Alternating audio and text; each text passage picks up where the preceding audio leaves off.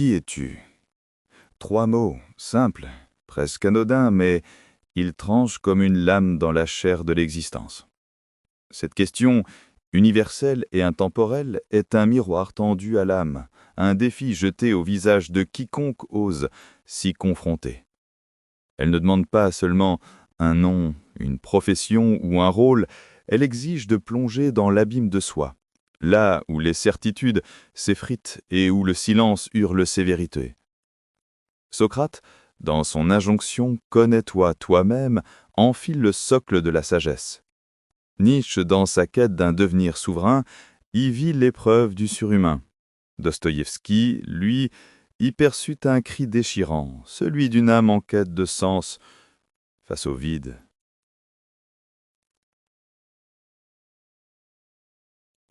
Qui es-tu n'est pas une interrogation banale, c'est une invitation à tailler dans le marbre brut du chaos existentiel une statue inachevée, celle de notre propre identité. Qui es-tu? Cette question, si simple en surface, est une porte vers l'infini. Elle nous force à scruter ce que nous croyons être, à démêler les cheveux des masques, des choix et des influences qui nous façonnent. Elle nous place face à une vérité troublante. Le soi n'est jamais donné, mais toujours en devenir. Un acte de création perpétuelle, sculpté coup par coup dans le tumulte de la vie. Cet essai, sans trop prétention, cherche à provoquer, à troubler, à pousser chacun à saisir le burin de l'auto-interrogation et de la détermination. Car dans ce monde où tout conspire à nous définir, société, histoire, désir des autres, répondre à « Qui es-tu » est un acte de révolte, une riposte face à la machination qui crie notre destin, une affirmation poétique et tourmentée, un flash de lumière dans l'obscurité du néant. Ainsi, commençons, non pas pour trouver une fin, mais pour oser le premier pas dans le labyrinthe du soi. Qui es-tu? Cette question, si simple en apparence, tranche comme une lame dans le tissu de nos certitudes, révélant un abîme où l'identité vacille. Elle n'est pas une demande banale, mais un miroir impitoyable qui nous force à scruter ce que nous croyons être.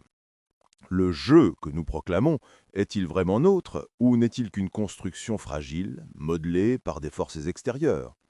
La société, la culture, la famille, ces artisans invisibles sculptent notre être, chacune imposant ses étampes, ses récits, ses chaînes.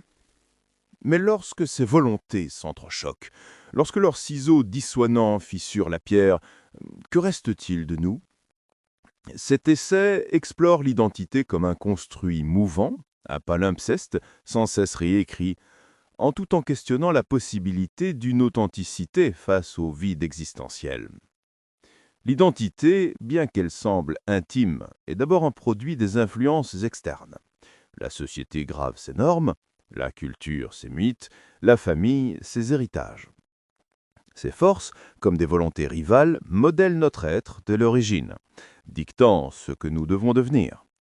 Mais ce « je » façonné par autrui est-il authentique? Il évoque un palimpseste, un parchemin où chaque expérience efface et réécrit, porté par une boucle d'apprentissage, un feedback loop, où le soi se redéfinit sans cesse. Comme l'écrit Nietzsche dans Ainsi parlait Zarathustra, tu es quelque chose d'inachevé et d'enfantin, et c'est pourquoi tu es encore un esclave. Cet achèvement suggère une fluidité. Sommes-nous un ou multiples? Une mosaïque de fragments en perpétuelle recomposition. Pour naviguer dans le théâtre social, nous revêtons des masques. Ces personas, comme les nomme Jung, ces rôles d'amis, de collègues, de citoyens que nous jouons sous le regard d'autrui. Ces masques, bien que nécessaires, nous éloignent de notre vérité.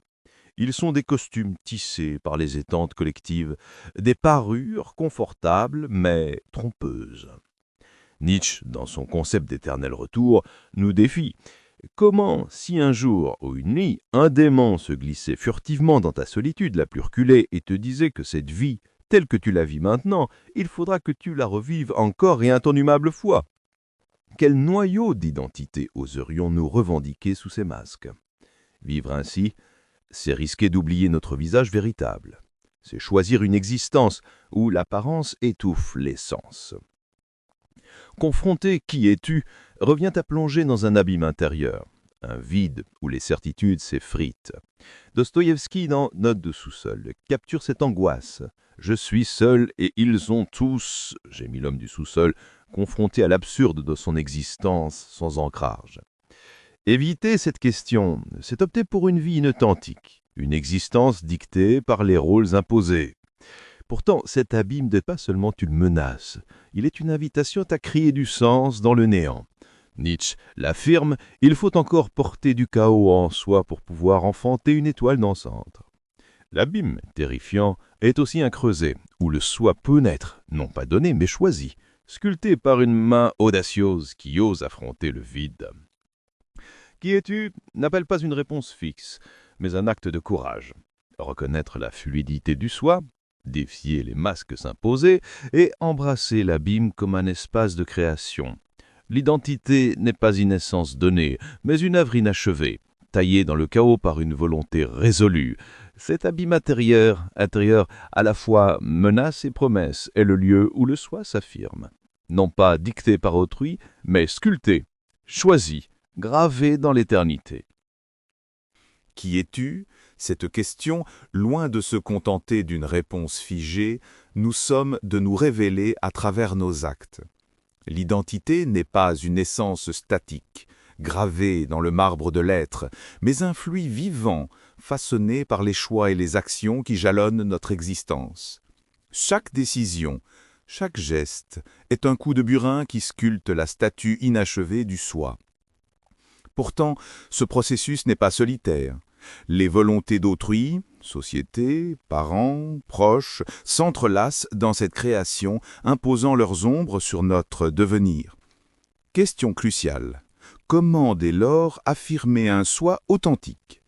Cette section explore l'identité comme un acte de création, un art où chaque choix, irrévocable, rédige la biographie d'une âme confrontée au chaos du monde. L'identité ne se découvre pas. Elle se forge. Elle n'est pas un trésor enfoui, mais une œuvre qui prend forme à travers nos choix et nos actes. Nietzsche, dans Ainsi parlait Zarathustra, proclame « Deviens ce que tu es ». Une injonction à sculpter son être par la volonté et l'action. Mais ces choix sont-ils jamais pleinement nôtres ? La société, avec ses normes rigides, les parents, avec leurs espoirs hérités, exercent une influence puissante, tissant leur propre récit dans la trame de notre identité. Cette hiérarchie des influences soulève une question profonde. Comment le soi des autres s'impose-t-il dans la dynamique de notre propre devenir ? Sommes-nous les auteurs de notre histoire ou des personnages modelés par les attentes d'autrui ? Le défi est de tailler un espace où notre voix, unique, peut résonner. L'identité se cristallise dans l'impact que nous laissons sur le monde, dans nos relations, nos créations, nos décisions. Considérons Socrate, dont l'identité ne réside pas dans un titre ou une richesse, mais dans son refus inflexible de renier ses idées, même face à la mort. « Je ne suis pas athénien ni grec, mais citoyen du monde », aurait-il pu dire, selon Plutarque, son identité se forgeant dans son engagement envers la vérité. Chaque acte, chaque parole devient une pierre angulaire de l'édifice du soi. Mais qu'en est-il de l'inaction ? Ne rien choisir, c'est encore choisir, comme l'écrit Sartre dans « L'existentialisme est un humanisme ». L'inaction, stérile, équivaut à une non-existence significative, une abdication face à la responsabilité de se définir. L'identité est un acte de création, non une découverte passive. Nietzsche, encore, nous invite à voir la vie comme une œuvre d'art.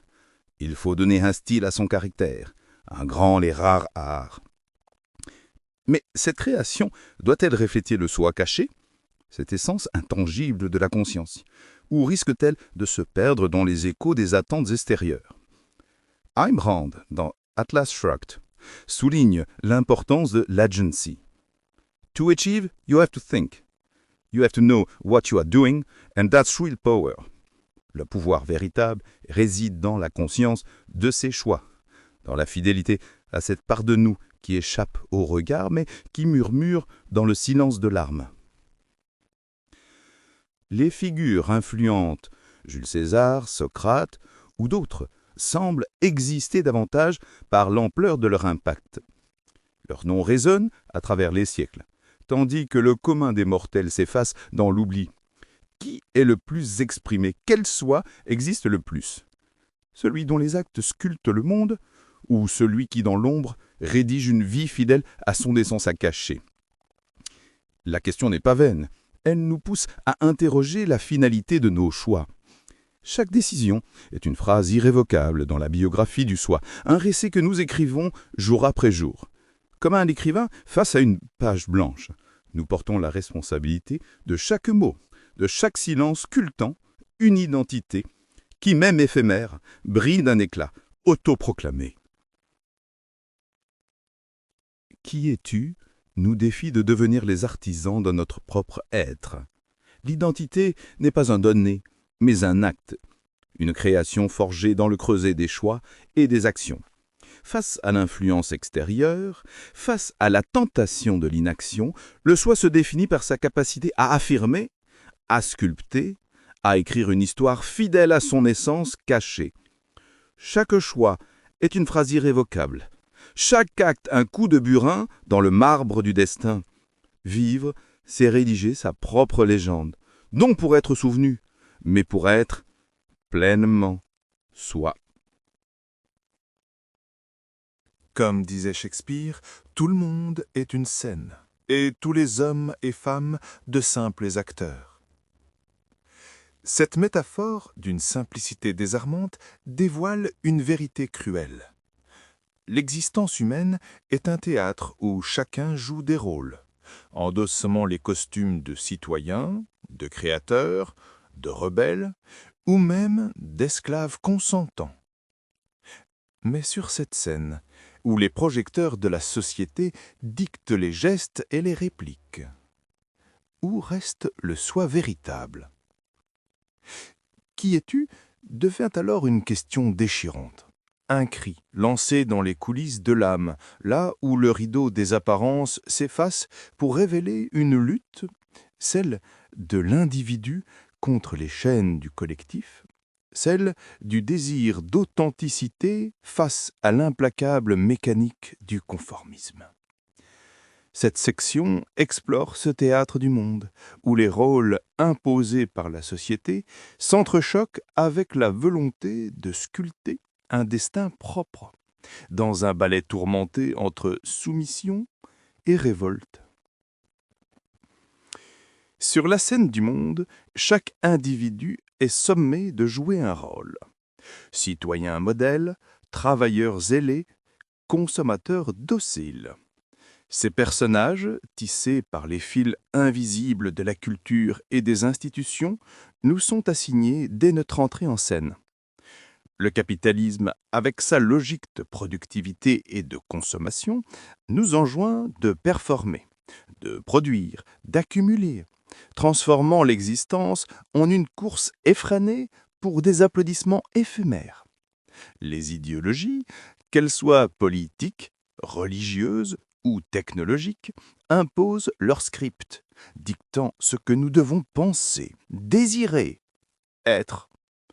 Même la technologie, avec ses algorithmes insidieux, façonne nos comportements, réduisant l'individu à un ensemble de données prédictibles, un acteur préprogrammé dans une pièce dont il n'a pas écrit les lignes. Dans ce théâtre, le soi est-il encore acteur ou n'est-il qu'une marionnette animée par les fils d'autrui? Cette tension entre la volonté individuelle et les attentes sociétales est au cœur de l'interrogation sur l'identité. Comme l'écrivait Dostoïevski dans Notes du sous-sol, l'homme est un être qui s'habitue à tout, et c'est là, je crois, sa meilleure définition. Cette adaptabilité, si elle est une force, devient aussi une malédiction. En nous pliant au rôle imposé, nous risquons de perdre notre visage véritable. L'homme du sous-sol, ce narrateur tourmenté, rejette avec mépris la modernité et ses promesses d'un bonheur standardisé. Voyons dans cette conformité une aliénation de l'âme. Il hurle son refus d'être réduit à un rouage dans la machine sociale, un cri qui résonne comme une question. Peut-on être soi dans un monde qui exige l'uniformité? L'authenticité, cette fidélité au soi profond, est une entreprise périlleuse dans un monde conformiste. La société, telle un Mettersen autoritaire, nous presse d'adopter ses costumes, de réciter ses dialogues, de suivre ses didascalies.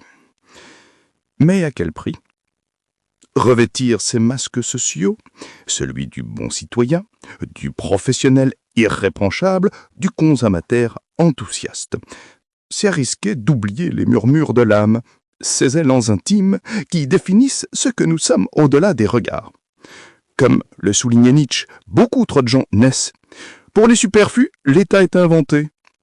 L'État, la société, le collectif, ces entités, nous sommes à nous fondre dans la masse, à sacrifier notre singularité pour le bien commun. Mais l'authenticité exige un acte de résistance, un refus de se laisser dissoudre dans le cœur anonyme des foules. Pourtant, le collectif n'est pas dénué de grandeur. Frédéric Hayek, dans La Constitution de la liberté, observait « La collaboration spontanée d'hommes privés crée souvent des choses plus grandes que leurs esprits individuels ne pourraient jamais les concevoir. » Cette idée souligne un paradoxe paradoxal. L'individu, en s'inscrivant dans un tissu social, contribue à des réalisations qui transcendent sa propre existence. Mais à quel moment cette collaboration devient-elle une abdication? Quand le rôle de citoyen, de membre d'une communauté, étouffe-t-il la voix du soi? La réponse réside dans un équilibre fragile. Participer au monde sans s'y perdre.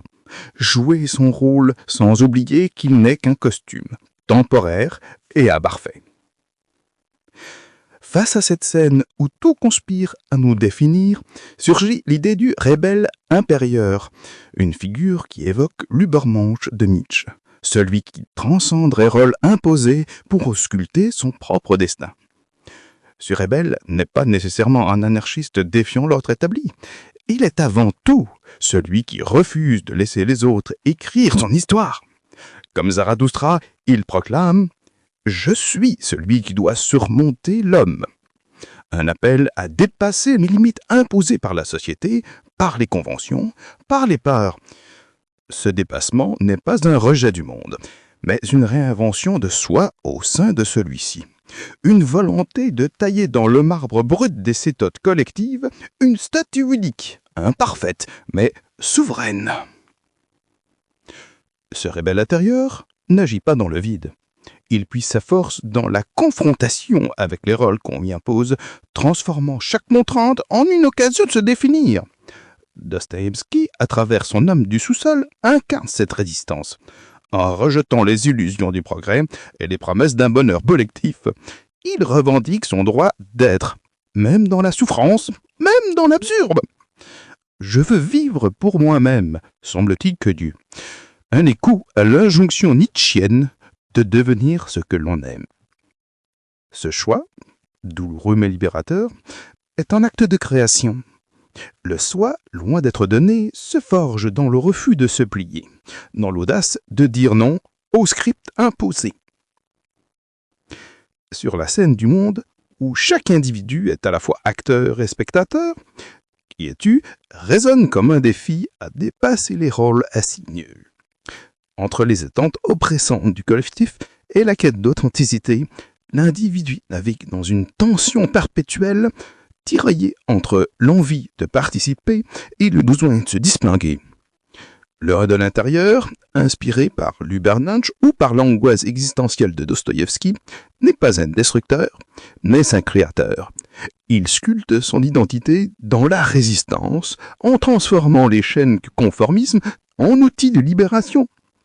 Vivre authentiquement, c'est jouer son rôle avec conscience, en sachant que le véritable spectacle n'est pas celui qui applaudit la foule, mais celui qui se joue dans le silence de l'âme, là où le soi, fragile mais indomptable, affirme son éclat unique face à l'immensité du théâtre humain. Curieux, contemplatif. Qui es-tu ? Cette question, murmure insidieux dans les recoins de l'âme, nous confronte à la liberté comme à un double tranchant. Lumineux, un don éblouissant capable d'illuminer les ombres de l'existence, lourd là, et pourtant un fardeau écrasant, lesté de chaînes forgées par nos propres mains. Mesuré, sérieux, la liberté n'est pas un ciel ouvert, mais un labyrinthe où chaque pas vers l'autonomie risque de nous enliser dans l'angoisse du choix. Montant, optimiste, elle promet la souveraineté du soi, la possibilité de se tailler un destin à l'image de nos désirs les plus profonds, sombres, résignés. Mais elle exige en retour une responsabilité qui pèse comme un ciel de plomb sur les épaules fragiles de l'humain, réfléchi. Dans ce paradoxe, l'identité se révèle non comme une conquête, mais comme une bataille intime, où la beauté du libre arbitre côtoie l'abîme de la solitude, provoquant, questionnant. Car au fond, la liberté n'est-elle pas ce mirage qui, une fois saisi, nous révèle notre propre captivité ? Lyrique, inspiré. La liberté, ce phare vacillant dans la nuit de l'existence, offre à l'homme la capacité suprême de se définir, de rompre avec les déterminismes du sang, de la terre et des étoiles. Artistique, passionné. Elle est le burin ultime dans les mains du sculpteur que nous sommes, permettant de graver dans le marbre du destin une forme unique affranchie des moules imposés. Assombrissant, inquiétant. Pourtant, ce don qu'empoisonné par son ombre, la responsabilité, lourd, ce poids inexorable qui transforme chaque décision en un acte éternel gravé dans l'âme comme une cicatrice, mélancolique, philosophique. Choisir, c'est non seulement affirmer ce que l'on est, mais aussi renoncer à tout ce que l'on pourrait être, tout nostalgique. Un deuil perpétuel des possibles, une mélancolie diffuse face à l'infini des chemins non empruntés. Autoritaire, déclaratif. Nietzsche, dans son cri de révolte, nous avertit, emphatique, la liberté est la volonté de répondre de soi-même. Grave, avertissant. Une volonté qui, loin d'être un triomphe, nous expose à l'embail de l'erreur, à la solitude de celui qui, sans guide ni filet, doit tracer sa voie dans le chaos. Dostoïevski, ce tourmenteur des âmes, capture ce paradoxe avec une acuité déchirante. Dans Le Grand Inquisiteur, extrait des frères Karamaziov, il dépeint l'humanité comme une foule suppliante, préférant la certitude des chaînes à l'effroi de la liberté. Le Grand Inquisiteur, face au Christ revenu sur terre, accuse « Tu as voulu faire des hommes des dieux, et tu les as rendus plus malheureux que jamais. » L'homme, argue-t-il, fuit la liberté comme une malédiction, optant pour le pain du conformisme plutôt que pour le désert de l'autonomie. Et dans Notes du souterrain, ce thème résonne encore. L'homme est libre, mais il forge ses propres chaînes. J'ai mis l'homme du sous-sol, prisonnier volontaire de son isolement, préférant la souffrance connue à l'incertitude du choix. Dostoïevski nous interroge ainsi l'humanité dans sa faiblesse. Ne préfère-t-elle pas l'esclavage rassurant, celui des dogmes, des traditions, des autorités, à la liberté qui impose de se confronter au vide ? Cette préférence pour la certitude révèle une vérité acerbe. La liberté, bien qu'elle soit l'essence de l'identité, est souvent trop lourde pour les épaules mortelles, un fardeau que nous déposons volontiers aux pieds d'autrui. Pourtant, la vraie identité, ce noyau ardent qui répond à « Qui es-tu » ne peut émerger qu'en embrassant cet inconfort, en affrontant l'incertitude comme un amant capricieux. Elle exige de plonger dans les eaux troubles de la liberté, où chaque vague de doute forge un peu plus le soi. Fuir cette étreinte, c'est condamner l'âme à une existence larveur, un demi-sommeil où les contours du jeu s'eftendent dans la brume des habitudes. La beauté du monde, dans sa cruelle indifférence, nous offre ce terrain de jeu tragique, un espace où l'incertitude n'est pas une ennemie, mais une muse, inspirant des actes qui, bien que tourmentés, révèlent une profondeur insoupçonnée. Comme une mélodie lyrique qui s'élève au-dessus du chaos, l'identité authentique naît de cette tension, d'une volonté qui, malgré le poids des chaînes intérieures, ose affirmer « je suis », parce que je choisis d'être. Montrer que fuir la responsabilité de se définir équivaut à se soumettre aux forces externes est une évidence cruelle, un miroir impitoyable tendu à notre lâcheté collective. En renonçant à la liberté, nous cédons le burin à d'autres, sociétés, algorithmes, fantômes du passé, qui sculptent notre être à leur guise, nous réduisant à des ombres dociles dans le grand théâtre de l'existence.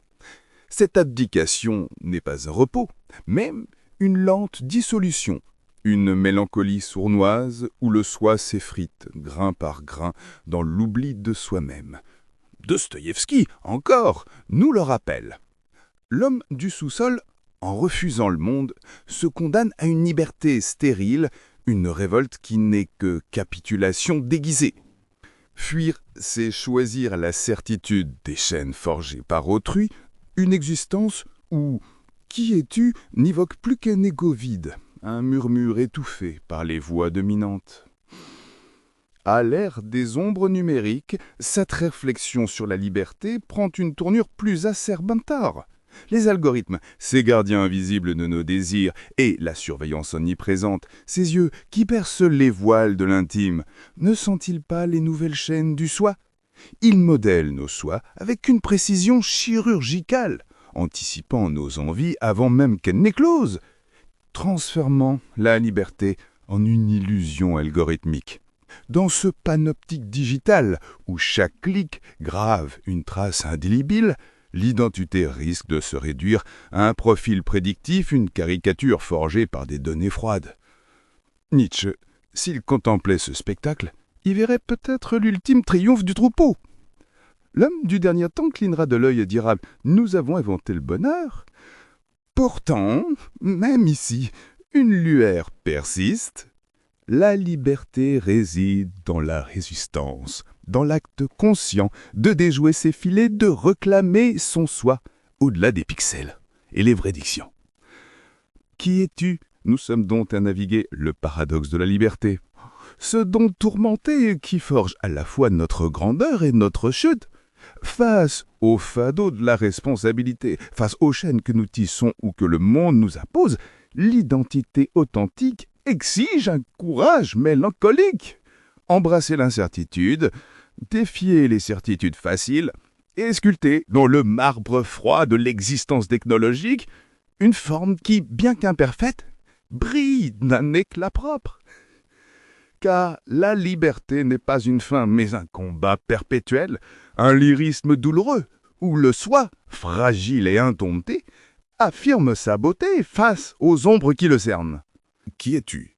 Cette interrogation, qui semble ancrée dans l'instant, s'étend en réalité comme une ombre sur le fleuve du temps, reliant le passé évanoui au présent fugace et au futur incertain. Le soi n'est pas une entité figée, captive d'un unique moment, mais une trinité mouvante, un écho du hier, un murmure du maintenant, une promesse du demain. Ces facettes, distinctes en apparence, s'entrelacent dans une danse intime, où chaque instant porte la trace des autres, formant un continuum fragile et pourtant indissoluble. Dans cette temporalité, l'identité se révèle comme un fil tendu sur l'abîme des heures, un fil que nous tissons avec une mélancolie diffuse, admirant la beauté éphémère d'une existence qui coule inexorablement vers l'oubli. Car le temps n'est pas un allié neutre, il est un sculpteur impitoyable, gravant dans notre être des marques indélébiles, tout en nous offrant l'illusion d'une liberté réinventée. La mémoire, ce gardien capricieux de notre passé, joue le rôle d'un curateur imparfait, biaisé par les brumes de l'émotion et les failles de la perception. Elle ne restitue pas le choix d'hier avec fidélité, mais le recompose en fragments épars, colorés par le regret ou l'idéalisation, comme un tableau inachevé où les ombres l'emportent sur la lumière. Nos souvenirs, sélectifs et déformants, privilégient les sommets d'intensité, joie fulgurante, chute vertigineuse, au détriment des plaines monotones de l'ordinaire, forgeant ainsi une identité rétrospective qui n'est qu'une fiction partielle. Dostoïevski, dans son exploration tourmentée de l'âme humaine, capte cette imperfection dans Les Frères Karamazov, où Ivan s'interroge sur les traces indélébiles du mal. Les souvenirs sont des bourreaux, semble-t-il suggérer, des bourreaux qui torturent non par leur précision, mais par leur partialité, nous laissant avec un soi fragmenté, hanté par des spectres incomplets. Cette mémoire défaillante n'est pas une malédiction gratuite. Elle révèle la beauté tragique du temps où le soi, loin d'être un monolithe, se nourrit de ses lacunes pour se redessiner avec une acerbe ironie dans le miroir brisé du passé. Dostoïevski, ce tourmenteur des âmes, capture ce paradoxe avec une acuité déchirante. Dans Le Grand Inquisiteur, extrait des Frères Karamazov, il dépeint l'humanité comme une foule suppliante, préférant la certitude des chaînes à l'effroi de la liberté. Le Grand Inquisiteur, face au Christ revenu sur terre, accuse « Tu as voulu faire des hommes des dieux, et tu les as rendus plus malheureux que jamais. » L'homme, argue-t-il, fuit la liberté comme une malédiction, optant pour le pain du conformisme plutôt que pour le désert de l'autonomie. Et dans Notes du souterrain, ce thème résonne encore. L'homme est libre, mais il forge ses propres chaînes. J'ai mis l'homme du sous-sol, prisonnier volontaire de son isolement, préférant la souffrance connue à l'incertitude du choix. Dostoïevski nous interroge ainsi: l'humanité dans sa faiblesse ne préfère-t-elle pas l'esclavage rassurant, celui des dogmes, des traditions, des autorités, à la liberté qui impose de se confronter au vide? Cette préférence pour la certitude révèle une vérité acerbe. La liberté, bien qu'elle soit l'essence de l'identité, est souvent trop lourde pour les épaules mortelles, un fardeau que nous déposons volontiers aux pieds d'autrui. Pourtant, la vraie identité, ce noyau ardent qui répond à « Qui es-tu ?» ne peut émerger qu'en embrassant cet inconfort, en affrontant l'incertitude comme un amant capricieux. Elle exige de plonger dans les eaux troubles de la liberté, où chaque vague de doute forge un peu plus le soi.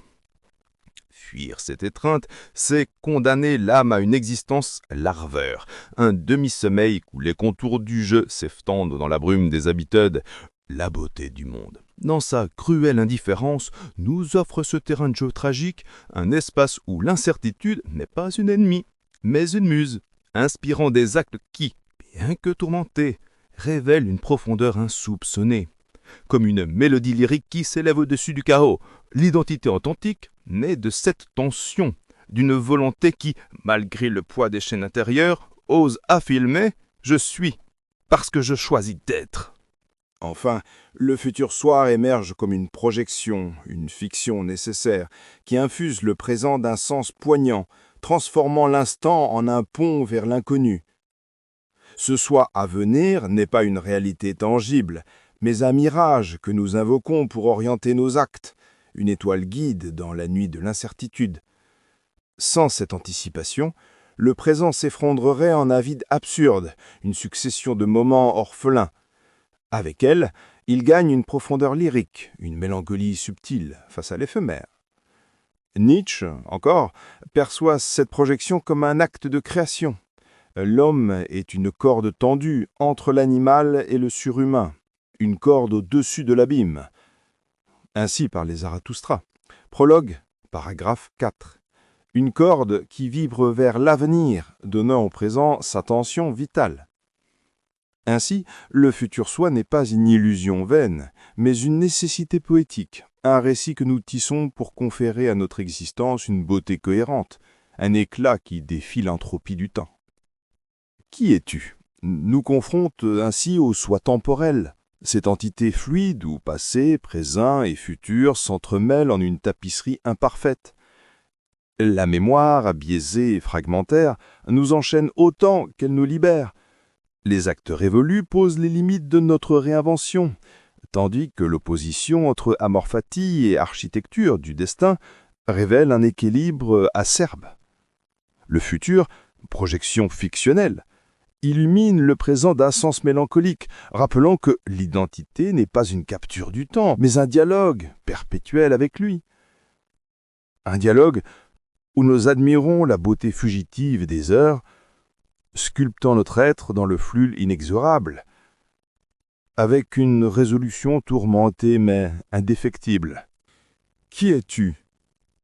Cette question, qui semble surgir du silence intérieur, ne résonne pas dans le vide d'une solitude absolue, mais dans l'écho des voix qui nous entourent, tissant notre être dans la trame invisible des relations humaines. Le soi, loin d'être une forteresse isolée, est un entrelac vivant, indissociable des autres, famille, communauté, humanité entière, qui le nourrissent, le défient, le transforment. Dans ce réseau de liens, souvent fragiles et parfois cruels, l'identité se révèle non comme un monolithe autonome, mais comme une symphonie inachevée, où chaque note empruntée à autrui ajoute une profondeur mélancolique à notre propre mélodie. Car la beauté du monde, dans sa générosité tourmentée, réside en partie dans cette interdépendance. Nous sommes, parce que nous sommes avec les autres, des miroirs mutuels dans un hall de reflets infinis, où la quête de soi devient inévitablement une quête collective, empreinte d'une douceur acerbe face à notre vulnérabilité partagée. L'identité ne naît pas dans l'isolement, mais dans le creuset des relations, où le soi se fond et se distingue tour à tour. Dès l'origine, la famille imprime ses marques indélébiles, ses héritages de sang et de mots qui sculptent nos premiers contours, souvent avec une tendresse mêlée de contraintes. Puis vient la communauté, ce tissu social qui nous enveloppe, nous impose ses normes tout en nous offrant un ancrage, une appartenance qui, bien que réconfortante, peut étouffer les élans uniques de l'âme. Et de là, l'humanité entière, cette vaste mer d'âme anonyme, nous relie par des fils invisibles de compassion ou de conflit. Rappelant que notre existence est une goutte dans un océan, pourtant capable d'en rider la surface. Nietzsche, dans sa vision acérée, évoquait déjà cette interconnexion comme une nécessité vitale. L'homme est un animal grégaire, soulignant comment le troupeau forge l'individu, non pour l'annihiler, mais pour le confronter à sa propre force. Sans ces autres, le soi resterait une ébauche informe, une potentialité stérile. Avec eux, il gagne en densité, en contradiction, en une beauté tourmentée qui admire la richesse des liens, sans ignorer leur chaîne subtile. Dans ce ballet relationnel, les autres agissent comme des miroirs impitoyables, renvoyant non seulement notre image extérieure, mais les abysses cachés de notre être. À travers le regard d'autrui, amour, rejet, admiration, mépris, nous découvrons des facettes insoupçonnées, des ombres que la solitude masquerait. L'ami fidèle révèle notre capacité à la loyauté, l'ennemi juré notre vulnérabilité aux blessures. La famille, dans ses épreintes et ses conflits, expose les racines enfouies de nos peurs et de nos aspirations. Ce reflet n'est pas passif, il est un dialogue vivant, où le soi se polit, se brise, se reforme, dans une danse lyrique de reconnaissance mutuelle. Mais ce miroir est souvent déformant, teinté par les projections d'autrui, nous forçant à discerner le vrai du faux, l'authentique du emprunté. Peut-on se connaître sans connaître les autres ? La question tranche comme une lame dans la complaisance. Non, car l'isolement absolu n'est qu'une illusion. Un désert où le soi s'assèche, privé des eaux vives des interactions.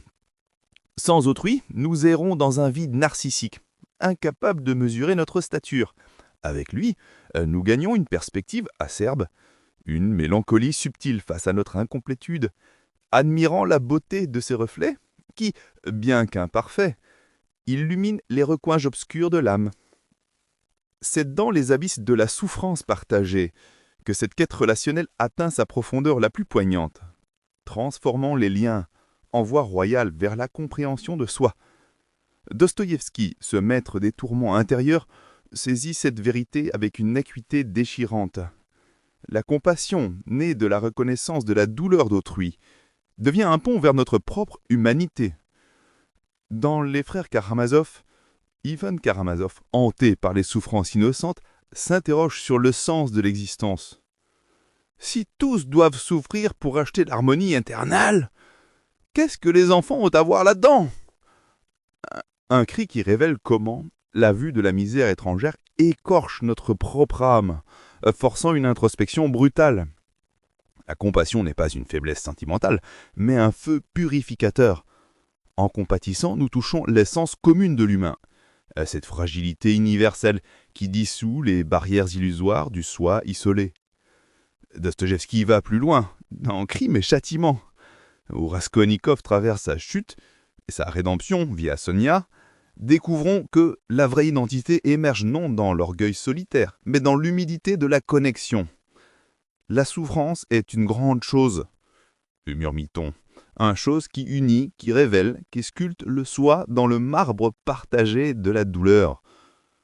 Cette voix, tourmentée mais lumineuse, nous enseigne que la compassion n'est pas une perte, mais un gain. Elle enrichit l'identité d'une profondeur mélancolique, admirant la beauté tragique d'un monde où les âmes, en se heurtant, s'illuminent mutuellement. Qui es-tu nous invite ainsi à reconnaître le soi relationnel, comme une toile vivante, tissée des fils indissociables des autres, où famille, communauté et humanité forgent notre essence dans un équilibre acerbe entre dépendance et affirmation. Les relations, miroirs impitoyables, nous révèlent à nous-mêmes, rendant impossible une connaissance isolée. Et dans la souffrance partagée, la compassion devient le brin ultime, sculptant une identité plus profonde, empreinte d'une mélancolie lyrique face à notre interconnectivité. Car dans la beauté discrète de ces liens, le soi ne trouve non une prison, mais un horizon élargi, un éclat tourmenté qui affirme sa place dans le grand concert humain, sans illusions excessives, mais avec une résolution indéfectible. Qui es-tu s'élève vers l'infini cosmique, où l'immensité stellaire confronte l'humain à son insignifiance. Face à l'indifférence de l'univers, vide parsemé d'étoiles muettes, le soi semble un murmure éphémère. Inspiré par l'absurdisme de Camus, qui voit l'existence comme un Sisyphe roulant son rocher sans but, interrogeons quelle signification pour l'identité dans ce théâtre impersonnel, où galaxies naissent et meurent sans égard pour nos angoisses. L'univers, dans sa beauté implacable, nous laisse seuls, forçant une réflexion acerbe sur la vanité de nos quêtes, tout en admirant l'éclat fugace d'une conscience défiant l'obscurité. Pourtant, ce néant ne détruit pas le sens. Il est création humaine, révolte contre le silence. Camus affirme dans le mythe du Sisyphe, il n'y a qu'un problème philosophique vraiment sérieux, c'est le suicide. Soulignant que, face à l'absurde, le soi invente son horizon. Nous seuls nous importons. Dans l'étroitesse de l'existence mortelle, le soi est question et réponse, érigeant des cathédrales de sens, amour, révolte, pour affirmer une dignité mélancolique, admirant la grandeur cosmique sans la posséder. Cette quête mène à la spiritualité. L'existence de Dieu altère-t-elle l'identité? Si oui, le soi est fragment divin, étincelle d'une harmonie transcendante. Sinon, il émerge du chaos, divinité improvisée ordonnant le désordre. Dans cet hasard, n'a-t-il pas sa part de sacré, capacité à infuser le vide de sens? Cette dualité révèle la beauté tourmentée de l'humain. Pèlerin d'un créateur ou créateur orphelin, admirant l'éclat d'une transcendance fragile. Nietzsche enjoint à forger des valeurs dans le vide. Dieu est mort, et c'est nous qui l'avons tué. Libérant le soi pour une morale souveraine, défiant l'indifférence par une volonté affirmative. Parallèlement, l'existentialisme religieux de Dostoïevski transforme la recherche de Dieu en quête de soi. Dans Les Frères Karamazov, Ivan déclare « Si Dieu n'existe pas, tout est permis ». Angoissant, l'angoisse d'une âme sans ancrage, où la foi sculpte l'être dans une mélancolie sacrée, appelant une responsabilité absolue. Qui es-tu confronte le soi à l'infini, où l'indifférence cosmique somme de créer un sens humain, fragment divin ou produit du chaos. Il tire de Nietzsche l'audace des valeurs et de Dostoïevski la quête tourmentée d'une transcendance. Telle une étoile filante, éphémère, traçant un trait lumineux dans l'obscurité, le soi affirme son éclat autoproclamé. Admirant la beauté implacable de l'univers, embrassant sa brièveté comme source de grandeur. Qui es-tu? Cette interrogation qui a traversé les strates visibles de l'être, du social au temporel, du relationnel au cosmique, s'enfonce enfin dans les abysses les plus intimes, là où la conscience murmure ses secrets inavoués comme un vent froid glissant sur les eaux sombres d'un lac nocturne. La conscience n'est pas une lumière crue qui illumine tout. Elle est une lueur vacillante, intangible, tissée de pensées fugaces, de souvenirs évanescents et de perceptions illusoires, sans substance palpable, sans forme que l'on puisse saisir, comme un objet du monde.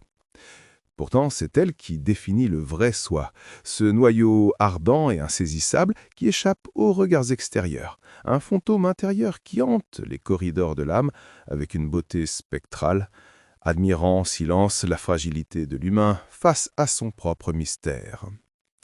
Dans ce sanctuaire caché, le soi n'est plus un construit forgé par les autres ou par le temps, mais une essence pure, un flux de conscience qui, tel un poème inachevé, se compose et se décompose dans l'obscurité.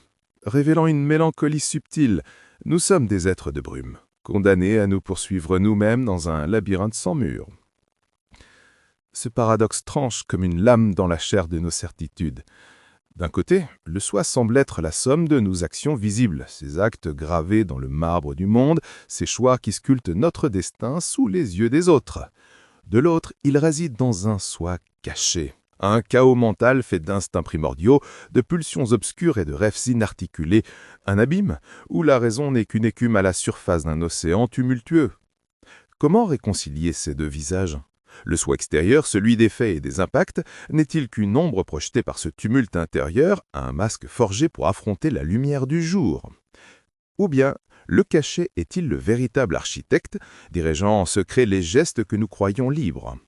Cette dualité évoque une tourmente lyrique où l'âme admire la beauté ordonnée du monde, tout en se débattant dans son propre désordre. Une danse acerbe entre l'apparent et l'occulte, qui nous laisse avec une question lancinante.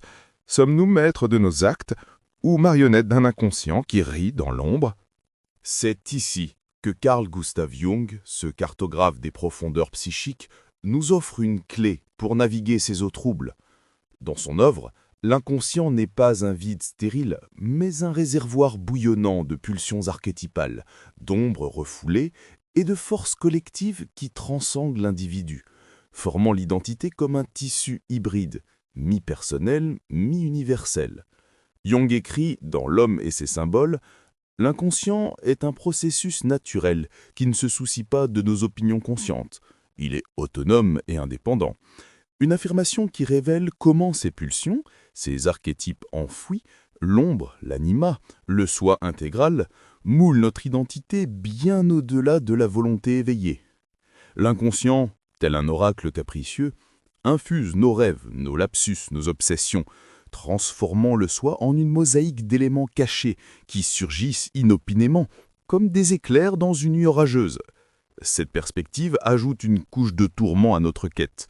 L'identité n'est pas une conquête de la conscience claire, mais une négociation avec ses forces souterraines, une admiration mélancolique pour la beauté chaotique de l'âme humaine, qui porte en elle les vestiges d'un passé ancestral et les germes d'un avenir imprévisible. Dès lors, peut-on jamais répondre pleinement à « Qui es-tu » face au mystère de cet inconscient, ce gardien jaloux qui retient tant de secrets dans ses replis? La question elle-même semble se dissoudre dans l'infini de ses abysses, où chaque tentative de réponse n'est qu'une approximation, un écho déformé par les ombres inexplorées. Jung nous avertit, plonger dans l'inconscient, c'est risquer la confrontation avec l'ombre, cette part refoulée, qui une fois intégrée peut enrichir le soi, mais qui, ignorée, le mine comme un poison lent. Cette impossibilité d'une réponse exhaustive n'est pas une défaite, c'est l'acerbe de l'existence, une invitation à une humilité tourmentée devant immensité intérieure. Car si le soi conscient n'est qu'une île émergée, l'inconscient est l'océan qui la soutient et la menace, rendant toute définition définitive illusoire, une beauté fugitive, comme on en admire sans pouvoir la capturer. Qui es-tu qui ont tenté les abysses de notre exploration ne se contente pas d'une réponse close, figée comme une épitaphe sur une tombe oubliée. Il se révèle plutôt comme un défi perpétuel, un écho incessant dans les corridors de l'âme, sans fin définitive mais exigeant une réplique quotidienne, un geste renouvelé dans le tumulte de l'existence. Nous avons scruté l'illusion du soi façonné par les ombres extérieures, culture, masques sociaux. Abîme intérieur où Nietzsche nous intime de porter le chaos pour enfanter une étoile dansante. Nous avons vu le soi se farger dans l'action, un acte de création où chaque choix irrévocable grave notre biographie, défiant les chaînes des influences parentales et sociétales, comme Socrate refusant le poison de l'oubli. Sur la scène du monde, nous avons dansé avec les rôles imposés, rebelle comme l'homme du sous-sol de Dostoïevski, hurlant son refus de l'uniformité moderne. Paradoxal, le double. La liberté, ce double tranchant, nous a confrontés à ces chaînes forgées dans le feu de la responsabilité. Temporel, tissant, tandis que le temps, ce sculpteur impitoyable, a tissé passé, présent et futur en une tapisserie fragmentaire, opposant l'amor fati nietzschéen à l'architecture audacieuse du destin. Relationnel. Dans les miroirs relationnels, nous avons touché la compassion dostoïevskienne, révélant que le soi n'est qu'un fil dans la toile humaine.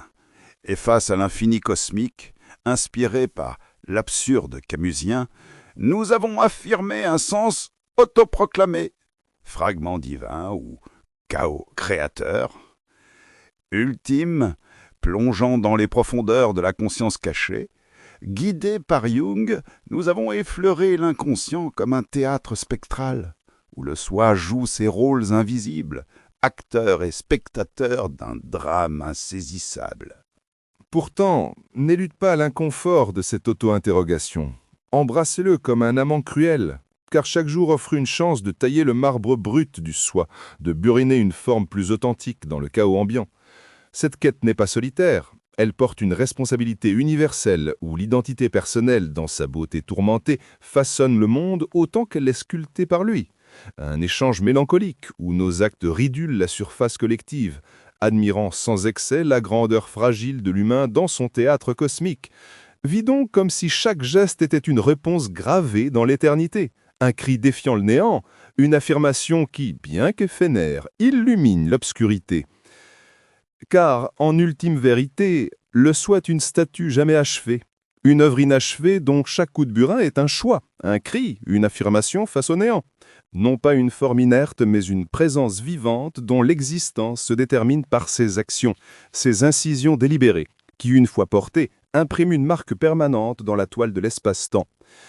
Comme l'affirme Nietzsche dans Le crépuscule des idoles, « Ce qui ne me tue pas me rend plus fort ». Chaque acte survivant à l'épreuve du vide durcit le marbre, le rend indélébile contre l'usure des heures, transformant l'éphémère en un sillon éternel qui, bien que voué à l'effacement cosmique, altère irrémédiablement le tissu de la réalité, un fil tendu entre le chaos originel et l'ordre conquis. Admirant en silence la beauté implacable d'un monde où l'humain, par sa seule volonté, grave son enfreinte dans l'infini.